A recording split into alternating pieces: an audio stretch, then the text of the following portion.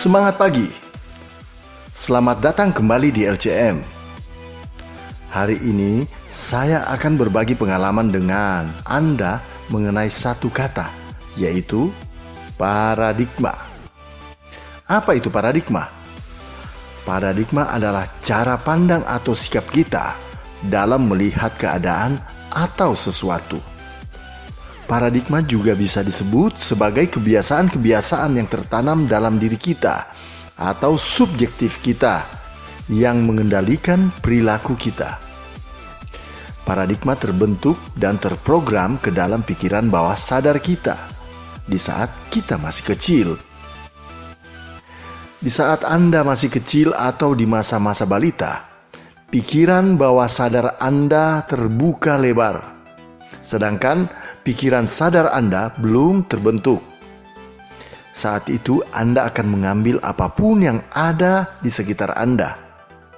Bagaimana Anda menilai seorang anak kecil yang belum masuk usia sekolah bisa berbicara 4-5 bahasa? Itulah paradigma. Itu juga bisa disebut terprogram. Anda adalah produk dari lingkungan Anda. Coba pikirkan. Paradigma terbentuk dan terprogram ke dalam pikiran bawah sadar kita di saat kita masih kecil, lalu berhenti di saat kita masuk usia sekolah.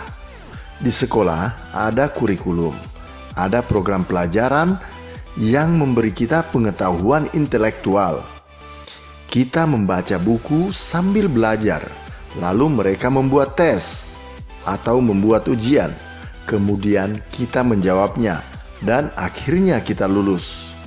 Di sekolah tidak ada pelajaran tentang paradigma dan tidak juga membicarakan mengenai memprogram diri sehingga Anda terjun ke dunia yang dibekali dengan pengetahuan intelektual untuk melakukan hal-hal yang indah. Tapi sayang, itu tidak pernah dilakukan.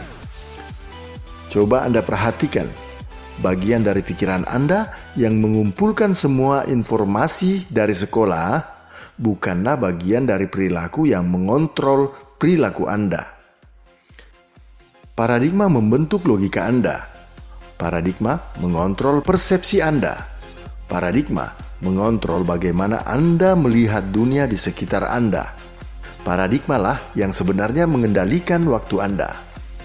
Semua orang mendapat jumlah waktu yang sama. Coba Anda pikir, orang yang paling sukses adalah orang yang paling produktif. Dan itulah yang akan kita lakukan dengan waktu kita. Anda tidak bisa mengatur waktu.